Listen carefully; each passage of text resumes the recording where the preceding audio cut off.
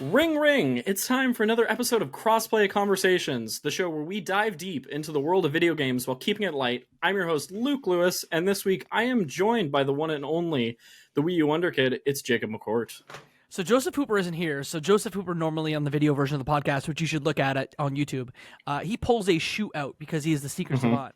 As the Wii U Wonder Kid, I have a new Wii U game that I want to show off for the video version. This is Sing Party. Wow. For Wii U. I purchased That's a it. The big price box. tag. Do we have some peripherals happening in this year box? So really weird. This was $10 Canadian. So imagine it was like $7 or $8 US. The box was a little bit like not in the best shape, but everything inside the box is still wrapped and new. Wow. This is from the DJ Hero people. This is from Freestyle Games. Oh.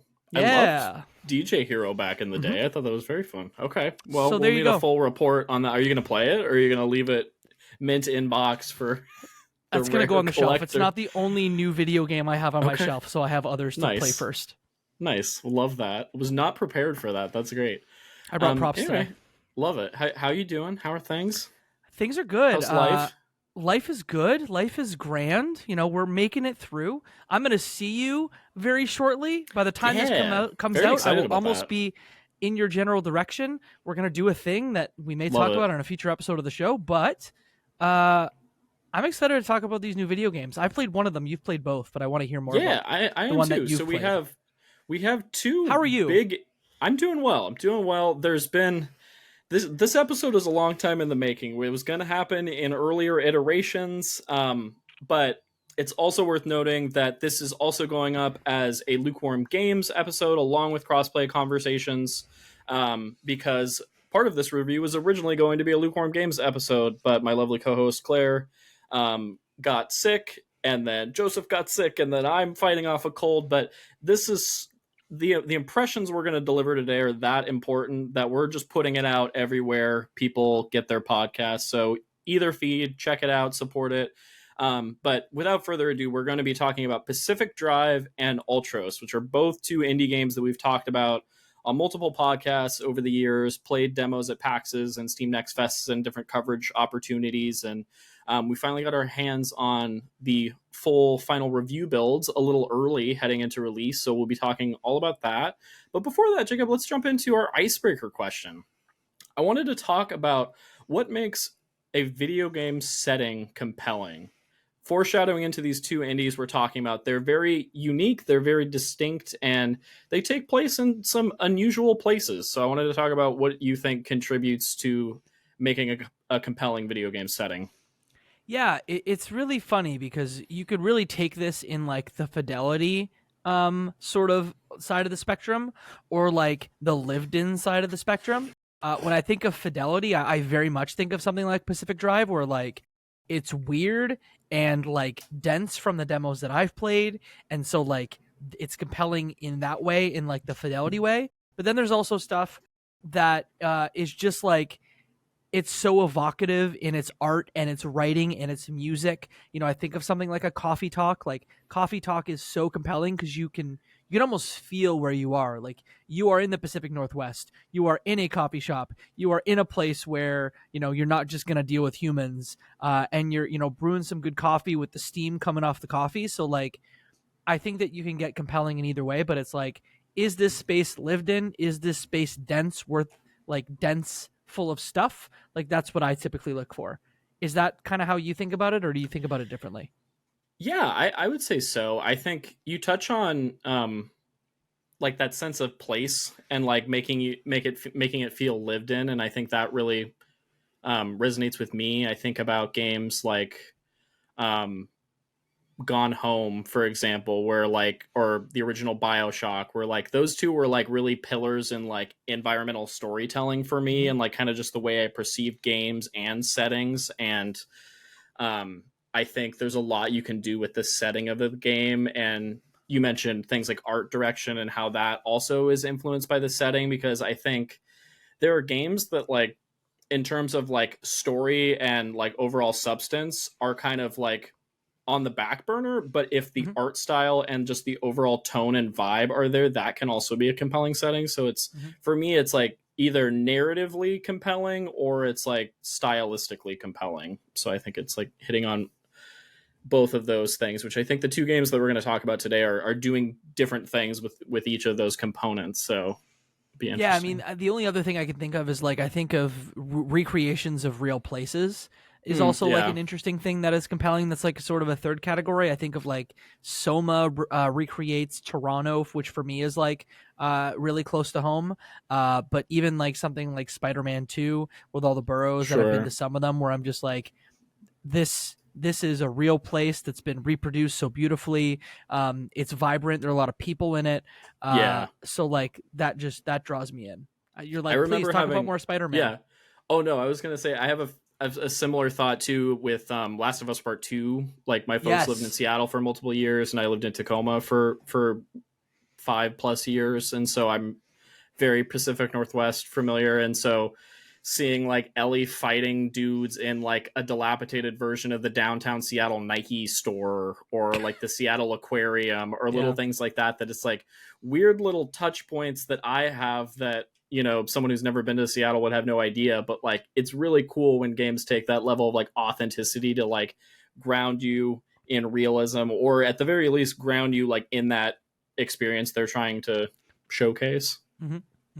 Cool. All right, I think we need to get right into things. So I'm going to hand the host chair duties over to you, only because we decided, since I've played quite a bit of both of these titles, I'll be our quote-unquote lead reviewer here, and we can go back and forth and kind of talk through these different titles. But we're going to kick things off with Pacific Drive, so take it away. Yeah, and I think maybe we just once again shout out the folks at Kepler Interactive for like sending the code for Pacific Drive early, which is fantastic. We'll do more shout outs later.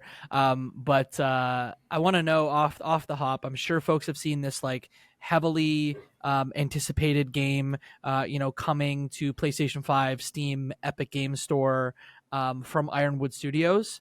What is the premise of Pacific Drive? Yeah, so at a base level, Pacific Drive is a driving simulator survival game. It's run-based, and you are in the Olympic Peninsula in the 1980s, and there is this big mystery at play because the area has been sealed off by the government because of these crazy supernatural anomalies that are happening. So your character...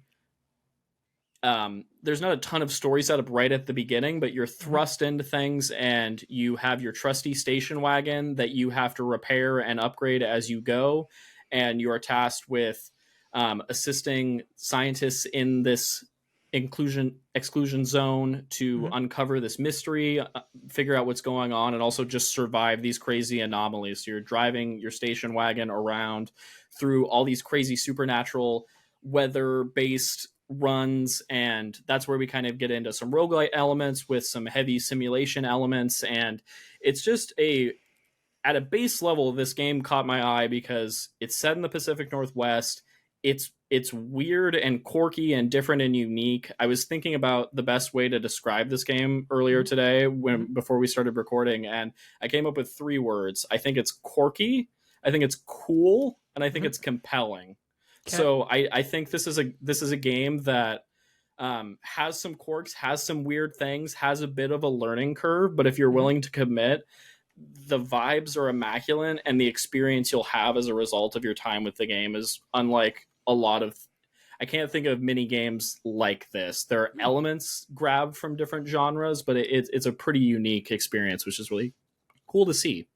Before we dive in about specific mechanics and your overall thoughts, how'd you play? How much time have you played on this one so far?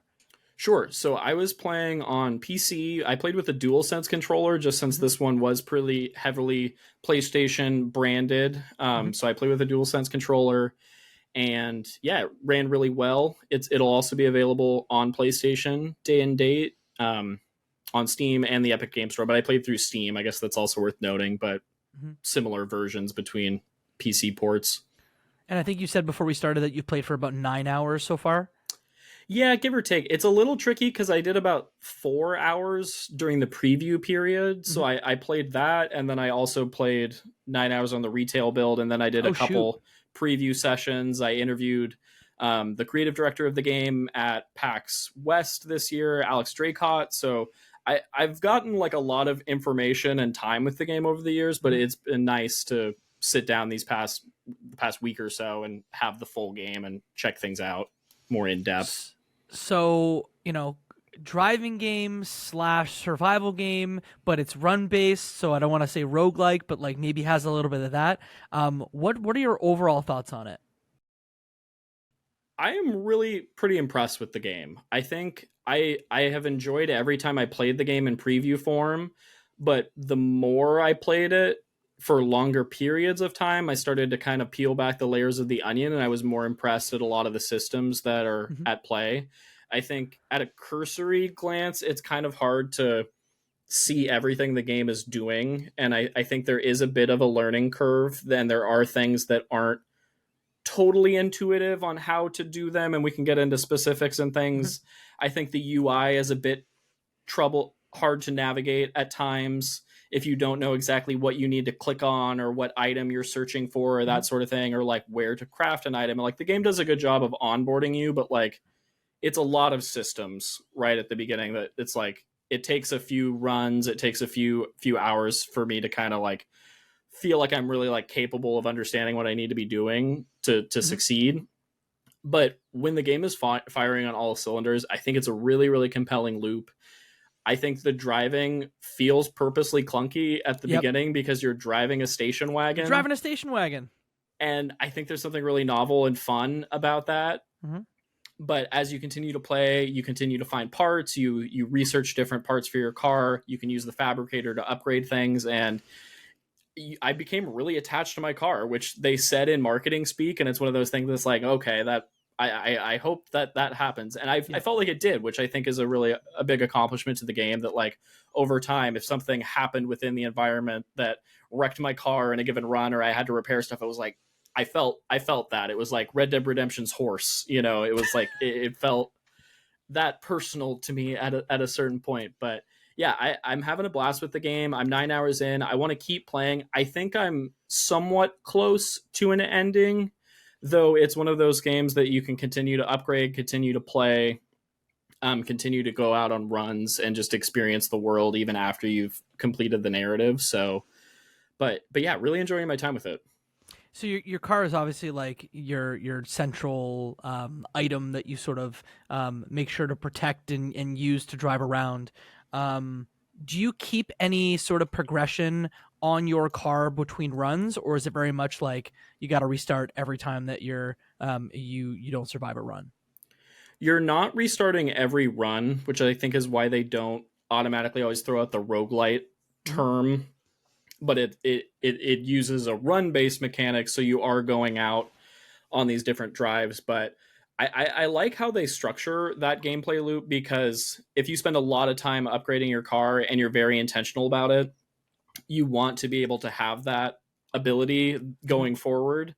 But what they do is if you wreck your car, if you abandon your car on a run, if you fuck up, basically, they do make you like pay for that in terms of like progression with your car. Like if you drive your car off a cliff and it gets wrecked, like when you bring it back to the shop at the end of that run, your car is going to be wrecked and you have to fix it. If you're very meticulous during your run and you're evading all these obstacles and you're planning out your route to be really safe and you're repairing your car as you go and you're scavenging for parts and you're playing the game, I think, how they want you to play it, each run is getting progressively better and better, and you're maintaining the car more over time rather than like starting over each time. But my first few runs, I definitely felt like I was starting over each time because I wasn't taking as much time to scavenge. I was going straight to the mission because I found the narrative, which we'll get into, pretty compelling. And so I wanted to see what was happening. But the game really wants you to stop, take your time, explore, scavenge, craft, make sure your car is ready, because otherwise you're going to get wrecked. And that's, I think, the challenge, where you want to see what's happening with the story, but you really have to engage with the survival aspect in order to, I think, have a fun experience, the fun moments. I got to play this one at PAX as well, so I've got like about 30 minutes of experience. So I unfortunately didn't get to do multiple runs. I've only done one. So you talked about how your car sort of maintains progression, but how do you progress the story in this one without like any major spoilers, of course? Sure. Um, so I think this is a narrative where the less you know, the better, because it is Okay. cool to unfold. Narrative is delivered to you through characters over the radio. So Mm. I think I'll talk about the very beginning of the game, and then I won't mention like specifics, but um, you come out of this big cataclysmic event and things are happening, and you get to safety, and you're at an auto shop which is owned by a former scientist that was trapped in the zones conducting experiments over the last few decades. So Hmm. she's like your main point of contact, and then you get introduced to other people who are living in the zones as well Hmm. that were former scientists. So they're kind of your like what grounds the narrative and unfolding like what happened 20 years ago, how things got to where they are now. Can your character influence or help or support or figure out what the heck is going on with this mystery? So it's all Hmm. shrouded in this like really cool, like, it definitely harkens back to things like Stranger Things or Twin Peaks or even Alan Wake in Yep. just like Pacific Northwest, Hmm. mysterious, spooky, weird, quirky. The dialogue is really fun and funny, Voice and acting good? yes, voice acting is real solid. And another thing that wasn't a part of the early demos that I did at PAX, but Hmm. was a part of the preview build and is a part of the full game, the voice acting and the music. So there's a ton of licensed, cool, like Cool. vibey indie music that I haven't had a game be so satisfying to see like rain on your windshield while you're driving as in this Yep. game. You're driving around, you have the vibey soundtrack on. Someone pops on the radio to give you an update about what your mission is and what Hmm. happened in that area 20 years ago and different things. And it's like, I think that's where the game is at its best. And that part of it wasn't shown to public until Hmm. very recently. So I think that really came about for me in the preview period when I got hands on for multiple hours. Any standouts in the indie music that you sort of listen to? All good, if not. But I know also confirm this for me. I believe there's a streamer mode for those that are concerned about Yes. licensed music on stream. Yes, there definitely is a streamer mode. I can't call out specific tracks, but just I would say the overall style, like there's different tones, there's a variety, there's upbeat stuff, there's more chill, and you can change between stuff. And I found that really really fun and added a nice little layer to it. There's a supernatural element to this. Mm-hmm. Weather. Um, there's also, I don't know if I want to say like some of the stuff that you experience in the world to inanimate objects that just sort of show up in the world, but like can you give the listener sort of a flavor of, the supernatural that you'll experience in this? Yeah, so what's cool about it is I've played 8 hours and each run has felt very distinct. Hmm. Like the weather will be different, the time of day will be different, and what you encounter in terms of enemies or supernatural stuff will be Hmm. different.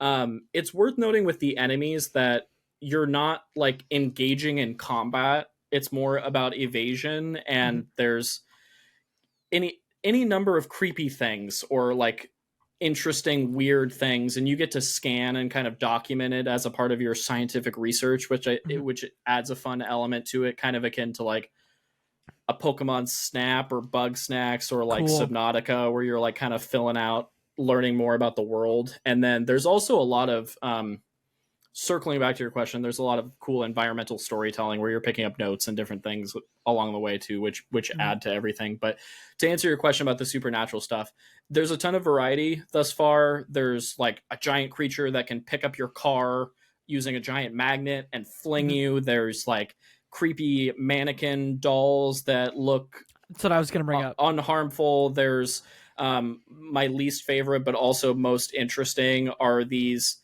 like electric or fire based like balls of metal that'll just come catapulting out of the sky onto you, and you have to Cool. throw your car and park, hop out, pull them off, and then just fling them away Mhm. from your car and then keep driving, and little things like that. Like, they make compelling ways to, like, oh, I got to go off road now. I'm going to go down this hill instead of staying on the road to evade this like electrical storm that I'm seeing in front of me. Or, oh, I see that giant monster magnet creature looming in the distance. I'm going to Mhm. go the opposite direction. And so you kind of have to like get strategic with your routes. And that's another element that'll be changed based on runs, is each area will have like a different level of instability.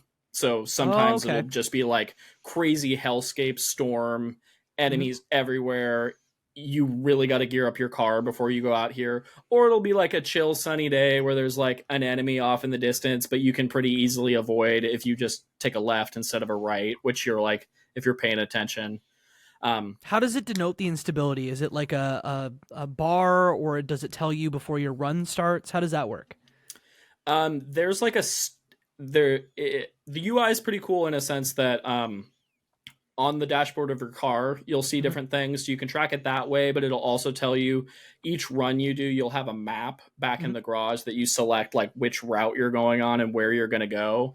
And at that point, it'll tell you like what the instability is before you head into that Cool. run. And there'll be points where like on a given run you have to get to a story mission, so you have to go through like 3 consecutive areas to get to the like, think of like a boss area where it's Yep. like the big story moment, the big payoff, the thing you're working up to. So you're going through each area progressively to get to that area. And maybe you can go through a really unstable area and it'll be faster, but it'll also be harder. But you could go around a different way, takes longer, but avoid that conflict and maybe make it out in better shape with your car. There's even like like, speaking of literal Yeah. instability, like the ground can shift too, right? Am Yeah. I? Yeah. Yeah. And that's that. The other element to mention is that there's a mechanic in the game where you have to collect what's called an arc device in order Mhm. to escape the area to get back to the workshop at the end of your runs. Mhm. And so that's where we get into this interesting balance where the runs can be as short or as long as you want. Like, you could go just out on a run to scavenge for parts and then go back Mhm. to the garage and upgrade stuff, or you can stay out longer and do these narrative missions and progress Mhm. through multiple areas. But once you're done and you're ready to head back, you use the arc device. But you have to find the arc device in each area, and the spots where the arc device change each run, and then you have to go through a portal that could be located anywhere on the map. And once you Okay. activate the arc device, it tells you where to go. But so in that moment, as soon as you activate the arc device, instability ensues and you have to drive basically all the way across the map to Nice. wherever that portal is. And Mhm. so it makes for these like cool like high speed low speed station wagon Mhm. chases that like are really compelling. And it's like, oh shit, am I gonna make it? And I've had tons where it's like, well, I accidentally drove off a cliff and now my car battery is fried and I ran out of gas, or what, like any number of things can happen. But I've also had equal numbers of moments where it's like freaking awesome movie moment, go over the ramp on the semi truck Yeah. into the portal and I make it back to safety and only have 10% of my health left, and we got it and we did it. And so there's like it's a fun balance, and it's a um fun loop to keep going through, but it can be punishing at times if you don't take the time to prepare for your runs, which I would Mhm. say is what I was doing very early on. And I was tending to get a little frustrated with the game. But every time I saw a trailer, every time I saw an abandoned house, an abandoned car, and I started scrapping for metal and collecting all these resources to engage in the like deep crafting system, that's when I was like, oh, this is what I was missing the first like hour or two with the game, What do was you really engaging with that. What are you crafting mostly? Is it upgrades for your So car mostly?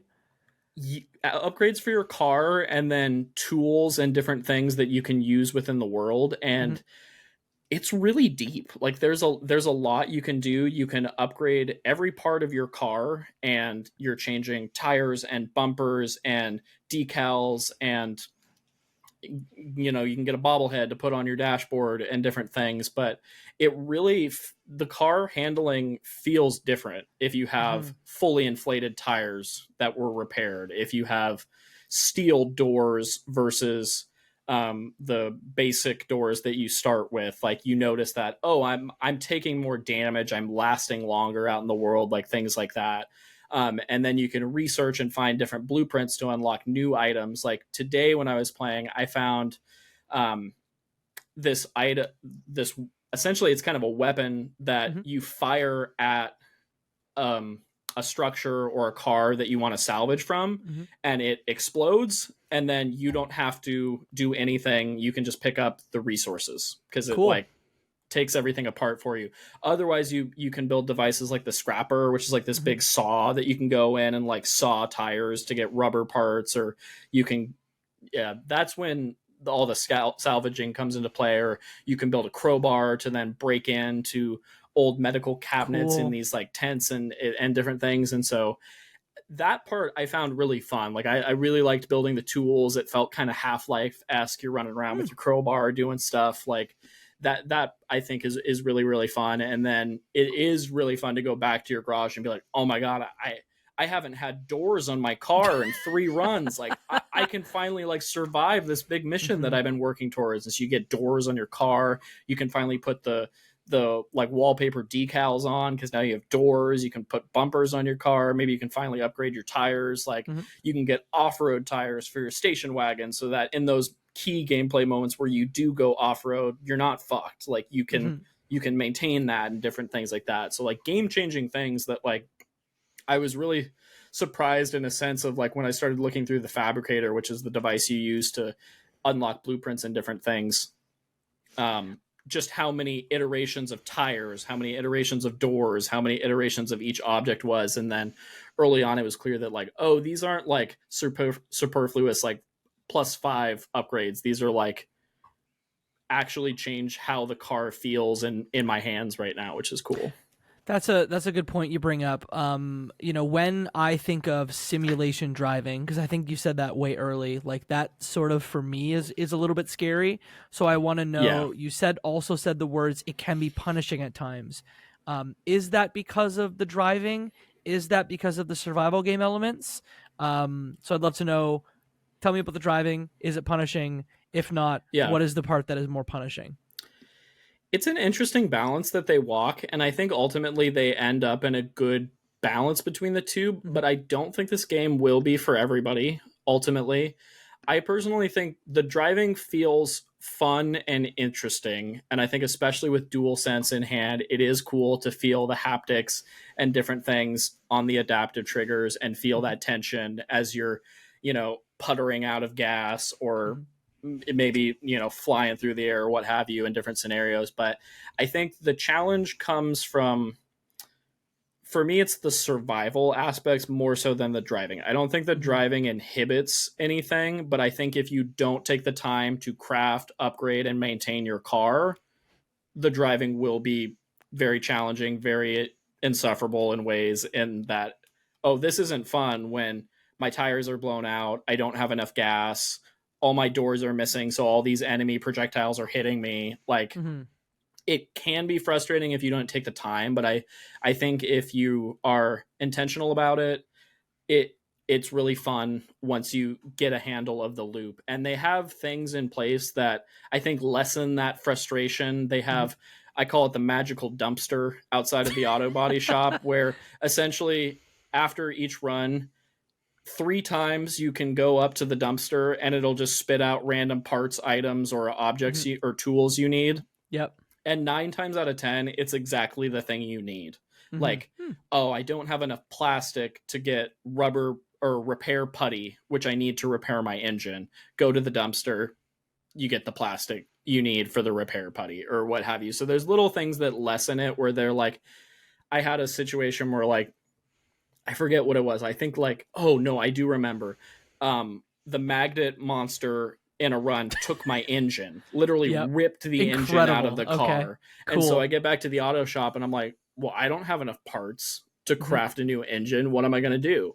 And I go to the dumpster, it spits out a very basic engine so I can at least get my car up and running again and go on a run to get more parts. And it's like, okay, they're not trying to screw you over. They're not trying to make this like a horrible, unforgivable Dark Souls experience, but they do want it to be a little challenging. They do want it to be, they do want there to be some tension of like, do you brave and go through that electrical minefield, or do you turn left and take the safer route. Like they do want that choice to really matter. And I think that part of it's really cool that it, I think there are a lot of survival games where you punch trees and go about your day. And I think this game really has a lot of stakes. And I think that's really cool for it. But I think it's just something folks need to be aware of going in so they don't think it's like a breezy car narrative game. Like there's some survival elements to this that I think you need to be a fan of survival in order to enjoy everything the game has to offer. But I think if you love the vibe and the style and you're willing to give it a shot, I think it's really worth your time. A couple of quick fire questions, and then I want to hit you with the big one. Let's do it.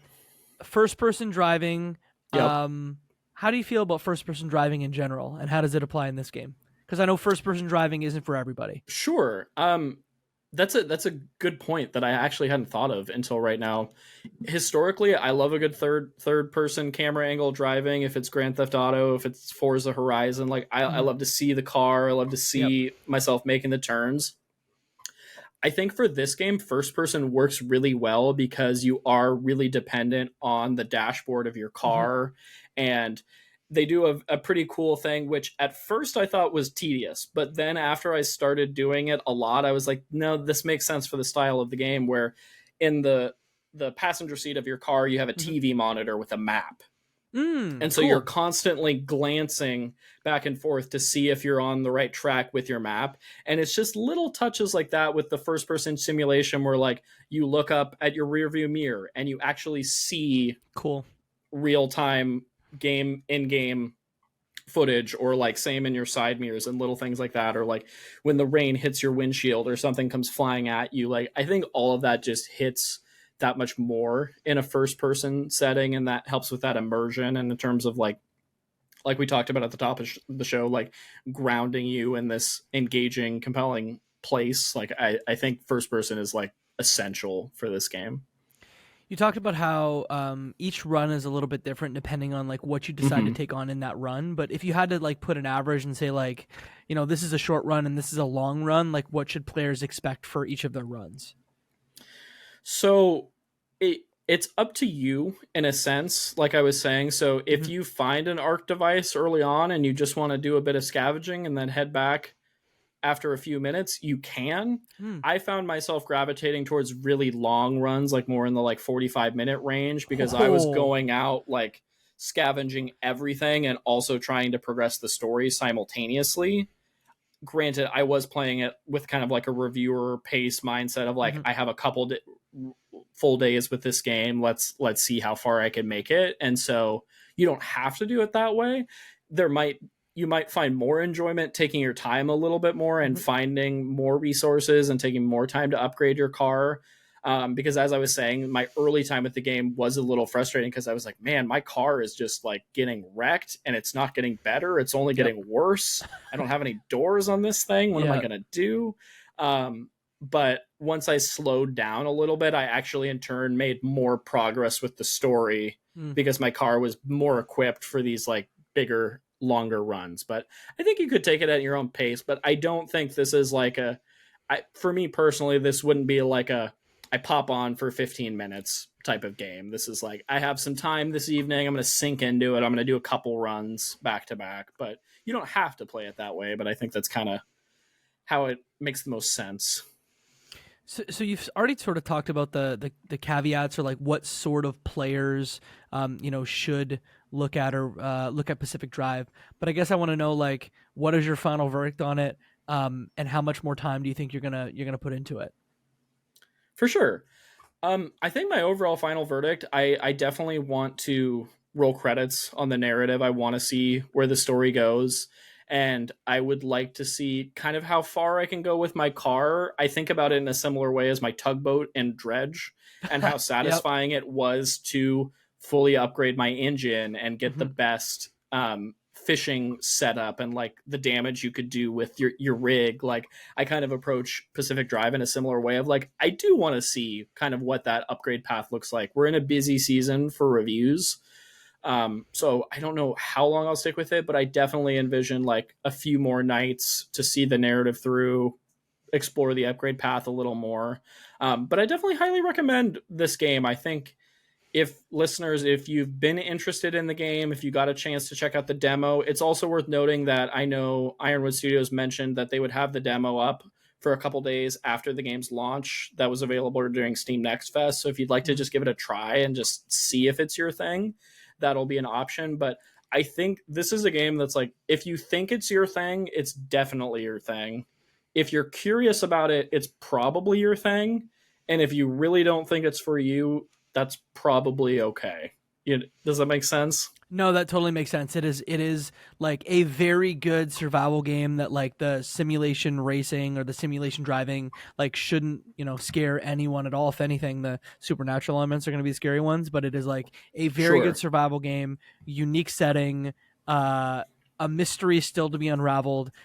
So sounds dope. Like I'm definitely going to have to check that one out. Again, it's also worth Oh, sorry. No, just go. one more note. As like the Pacific Northwest boy on this pod, I have to say, like, it is really cool to see like a supernatural version of that setting. And coming off of Alan Wake 2, like, I love that we're getting more games just like getting weird in the PN dubs, and I think this game does a really good job with that. The PN dubs. Let's go. The vibes are immaculate, is what you're saying. The PN dubs vibes are immaculate. I really enjoy my time. This is one that like we're still super early in the year, so like who knows what'll happen in the next few months. But like I could see this sliding into my top 10. I could see it. Nice. I'm thinking about games from this past year and like how much this resonated with me, and I think I really enjoyed being a part of like the PAX coverage and preview coverage and now review coverage and seeing the game get into people's hands. Like, I have a soft spot in my heart for this game, but I think I'm still trying to be like critical and fair, but I do really love what this team has put together, and I think it's a special Especially one. Because I believe it's their first game too, right? Yes. Yeah, it Crazy. is. Mm-hmm. Yeah. Crazy.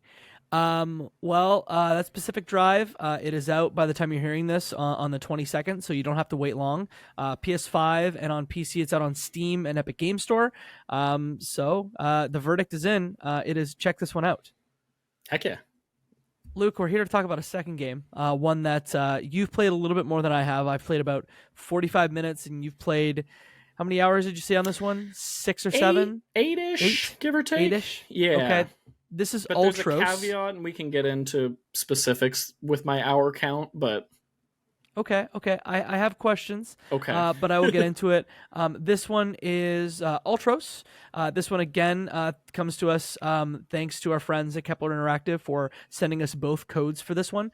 And the developers on this one is Hadoque. Hadoque? How do you say this one? I think that's correct. I'm pretty sure. Or, yeah, we're going to go with that. We're going to go with Hadoque. And I believe funding from Kowloon Knights as well. This one's Ultros. It is a Metroidvania, but in a very, very, very unique setting. I'm not going to say the thing I used to describe this until we get into it. But Luke, what are your general... what's the general premise of Ultros? I don't want to diminish it. So sure. I'm gonna read the quick description from the directly from the press kit, because I think it does a good job succinctly getting to the core of what this game is. So Ultros is a psychedelic Metroidvania where you wake up stranded on the sarcophagus, a cosmic uterus holding an ancient demonic being. Trapped in the loop of a dark hole, you will have to explore the sarcophagus and meet its inhabitants to discover the part you play. ... I wasn't gonna say uterus Metroidvania, but I guess the they description say does. It in the marketing, so I think it's So this game is quite different than any Metroidvania I've ever played, to say the least. This game was first put on my radar by friend of the show, Jill Grote, the Indie Informer, when she was on the show recently, and she mentioned this one as one of her most anticipated games of the year. So I made sure to check it out, and it's really cool. Mm-hmm. I think the biggest standouts for me with this game are the art style and the music. Mm-hmm. Aesthetically, I think the term psychedelic is perfect, because it's just the coolest, hand-drawn, colorful, just like vibrant doesn't do it justice, because it's just like, this is such a pretty game. Mm-hmm. and the demonic being and uterus elements just add, when we're talking about compelling settings, like this is stylistically one of the most unique games I've ever seen. And so for that, I think it's I've been really enjoying my time with it. What do you think so far? Because you played a little bit. Yeah, I just started playing it today, so I've played about 45 minutes to an hour so far, and I'd love to paint like a word picture of what psychedelic actually means in practice. If you remember the the Psychonauts 2 sort of psychedelic level, like imagine like that exact color palette. It is a lot of light, like neon greens, neon pinks, maybe some deeper greens, a little purple. Artistically, it's really interesting. It's alien, but also at the same time, it's like what about an alien forest? But trees and plants don't look in the same way that we sort of expect them to. I'm glad you called out the art style. Yeah, it straddles this line between like cute and also a little bit unnerving / uncomfortable. You know what I mean? It threads this really interesting balance that what do you think so far? Yeah, it's just to hit on that point. It's like, what if you remember Insanely Twisted Shadow Planet? Yeah, sort of like that. Yeah, but I like could see that. Way more. It's like dialed up to 11. Like, I think of a lot of like womb analogs in the stuff that I've seen so far. The animation, at least in some of the creatures that I've seen, is pretty neat. But sure. I've been enjoying it because the thing that I always go to with Metroidvanias is like, what is the number one thing for me is like, how does it feel to control your player character? And in my short time playing it already, I'm just like, ooh, the combat's snappy. The jumping is not as snappy as the combat, but like it feels good. Sure. I always hate to like say it feels good when like we're trying to describe what it's like to play a video game, but everything is for a Metroidvania really well. That's really important. Yeah. You've obviously played more, and I'm assuming based on the structure of this game that there are upgrades that you end up gathering that may not only help your weapons, which the first weapon that I have is a little sword, but I'm assuming it upgrades your weapons, and it also upgrades your traversal. Is that fair to say? Yes, definitely. It follows that, I think, in concept, that typical Metroidvania progression loop. I think where this game really differs is when we get into that cute yet also uncomfortable element where it's like, one of the key mechanics in the game is a gardening mechanic where you are collecting objects that you are then planting and growing these beautiful, vibrant colored organisms in the world that are then spawning seeds that then your character can use as upgrade currency and different things like that. And then, but the key part with the uncomfortable element that I'll touch on here is that you're defeating enemies and then you're like eating their appendages and guts, and you're using that as health and you're using that as upgrades. So it's like, this is where you're getting this cute, edgy, uncomfortable, like we're different. And I think it's quite striking, and it is immediately like, oh, okay, this isn't just a Metroidvania. Like this is a unique gameplay twist. And then on top of that, we got into kind of a time loop mechanic that add additional layers. But I found the upgrade path really, really cool. But I think at a base level, I just 100% agree with what you said, that like this game feels really good to play. And I think as you continue to upgrade, it continues to feel really good to play. And I think that's like the biggest question I always have with a Metroidvania is like, is it fun to continue to play and explore? And it's like, yes, it's really fun to move through this world, and it's a compelling world at that. It's like, what if you were in like a Ridley Scott movie, but it was also an alien drug trip? Yeah. I think that's don't a know great where that pitch. came from, but no, there you go. Perfect. That's Words. Love it. Tell me about the music in this one. How you finding the music so far? The best description for the music is it's just such a vibe. Like it's just like, this game's actually quite relaxing in a sense. I was playing it on my Steam Deck of just like moving through the world and winding down at the end of the day and exploring new areas. And I think the combat is really fun and engaging, but I didn't find it like stressful. So it's a nice one to just like vibe out, explore the world, and find new upgrades, kind of grind a little bit in previous areas you've been in, use that to get new abilities, to explore new areas. The new abilities add, like, without spoiling a ton, like different levels of verticality where you can like move through, you can move vertically in different spaces, and you can platform faster or more proficiently off of objects or different things like that. And I think they do a really nice job about adding to that aesthetic, and the music only complements the compelling setting of the game. Upgrades. Yeah. I've done a few of them. Some of them were basically like, hey, you get a sword very early. It's like the first weapon, you get it within the first 5 minutes. This is not a spoiler. But some of the early upgrades are like, hey, add a third slash. Or like maybe you can, when you're jumping, you can add a sort of slash down as you're coming down. Outside of traversal, more combat, what sort of other upgrades should players come to expect as they play? There's quite a variety, and as you continue to unlock, the web expands out more, where you have more options after the fact. I was getting things like a dodge kick, or different things where you can kick enemies into other enemies, or objects into different things in different ways.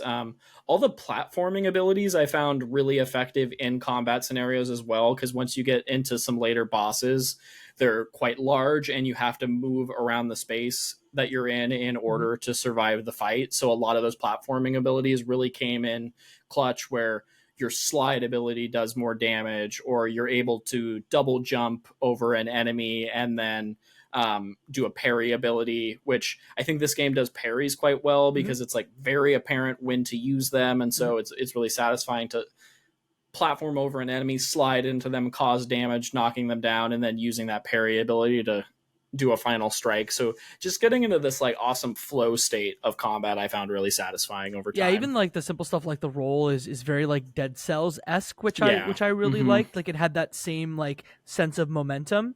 Totally. And the thing I appreciated is that they really encourage you to like vary your combat, because if you keep using the same move, or if you like miss a dodge and then sort of attack after a dodge, it affects the quality of the guts that you end up getting, so that you actually get less out of them for upgrades. So of course, the guts are worse. You slash up the guts. But to your point, then that the theme of this episode is cool stakes in games and making you play in unique ways. And so I think that I enjoyed that bit. Did Kepler just decide to launch, games with good stakes within a week of each other? Because if so, well done. We didn't say this one's on everything. It's on PS4, PS5, PC, Mac, at least to start. But you've played it like 6-7 hours, so you're probably getting closer to the end of this thing, right? So I don't think I am, and here's where the caveat we get into. Okay. So I ran into a couple situations where I made it to environments that in the moment I felt like I couldn't get out of, because I felt like I didn't have an ability, or I didn't save a seed in order to grow a plant to then be able to platform out. So I thought I was stuck in a couple situations. So I restarted twice. I think. Okay. But the game's opening section is so quick, and if you know what you're doing, you can get through things really fast. So I would say like I am like eight hours on the game clock, but I think I'm like 5 hours into the game, if you will. Yep. But then later, once I progressed further, it turns out I just wasn't making use of certain mechanics that I needed in order to get out of environments. So no fault of the game. It just was me not quite it's player error. Keeping That's up with the error. systems. Yeah, totally. So 100% on me, but I just wanted to flag it because I should be further than I am, because I think the game's about 12 hours, give or take, just to main path it. But I think I'm like halfway-ish. So, yeah, I think how long beats saying 8 to 9, but like there's only 3 players. There's only 3 players on it so far. So average, I think it's probably a little longer, but it's not a daunting game in terms of length. So it's worth noting too. I've been playing on Steam Deck. It runs great on Steam Deck, so it's That's a how really I'm playing. nice like portable experience this year. So Yeah. highly recommend it on that. Apart from vibes, Mm-hmm. what do you think really separates this one from like other Metroidvanias? And really, how does it stand up against the genre, I guess? Yeah, I think the emphasis on interesting combat and then the time loop element, I think, are the two factors. Something we haven't touched on is within the time loop mechanic, as each loop restarts, so do your abilities, but over time you are able to unlock certain abilities permanently. Oh. So you're able to say, like, I always want to have a double jump. I don't want to have to unlock my double jump. I want to have my double jump. You have to earn that currency to be able to do that, but it adds an interesting like risk reward thing of like, you can kind of have different builds early on in the game if you, which I only know because I had to restart it a couple times because I tried out some different stuff just to see. But like focusing on platforming skills versus combat stuff early on can kind of affect how you're able to move through different spaces. So I think for me, that's the big standout feature. Aside from the vibes, as we said, because I was thinking about Prince of Persia a lot while I was playing this, because I also just played that this year. And I think there are elements that game does better, but I also think there are unique things that make this also a compelling package as well. Yeah, and that one's a little bit longer too. So like you're sort of in for a lot more with the Prince of Persia. So if you're looking for something shorter and sweeter, this might be a little bit more and what you want. The one thing I'll give Prince of Persia the edge up on is that their map system, I think, is immaculate. There's a mechanic in Prince of Persia where you can take a picture of a given area that then tags to your map. So then you can remember what the obstacle you couldn't pass was, what the thing that you were trying to do in that area was. So then when you unlock that ability or that option, you refer back to your map and you remember what you were doing. Whereas that was an issue I ran into in Ultros a little bit, because the map is pretty expansive and big, and it was hard to keep track of like, I was over there, what was going on over there. They have because it just like key, adds a there's little a little indicator. symbol. There's they give you something that's like where I currently am, I don't have the ability to get through the like the gooey like black misty vine stuff. So I think there's like a little icon on my map that's like gooey black vines. What's the universal symbol for black gooey vines? I couldn't tell you. But so things like that. So they do try, but it's just like, I don't think it's as like clear and intuitive if it's Prince of Persia, but different games. But I think there's compelling things about each one for sure. Okay. I'm going to ask you a last question that is sure. A little for me, a little for the listener. How would you sell this game? Because there's 1,000 things coming out. We are days away from Rebirth at this point. Sure.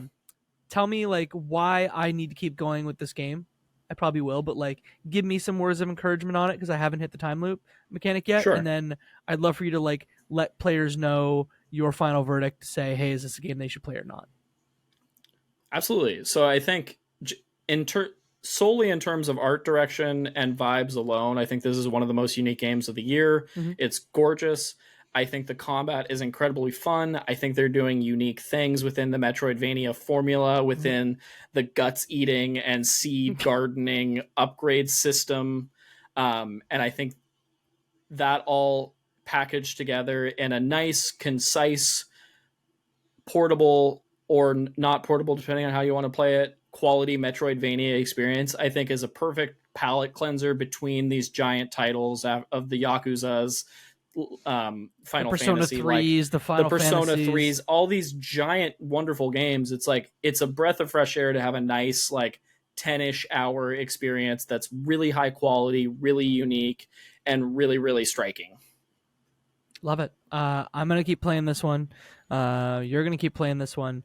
Again, that was Ultros. That one's available on PS4, PS5, Steam, Epic Games Store. We both played it on Steam Deck and loved it that way. So maybe it's a good one for your Steam Deck.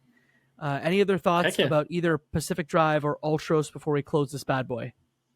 I don't think so, but two really banger titles from Kepler. Big shout out to Jenny and the team for the support of the show and letting us cover these games. It's been a blast, and it's we cover games pre-release here and there, but it's really exciting, and it doesn't at all influence or affect our opinions of the game, but it is fun to have these big discussions, these big topical moments, like on the launch day, so listeners can get a first glimpse into what they can expect in the game. So it was really exciting to do. So thanks again for that opportunity to those teams. Awesome. Luke, I'm gonna hand it back to you to close us out. All right. And with that, y'all, we are setting our status 2 away until next time. But until then, I'm going to ask you to do 3 things for us. If you can give us a follow on Twitter at Crossplay Convos. If you can send this podcast to a friend, because that's how people hear about podcasts. And if you can give us a review on your podcast platform of choice, because it really, truly does help. And with that, y'all, let's take a drive and relax. Bye. Vroom, vroom. Vroom. Love it.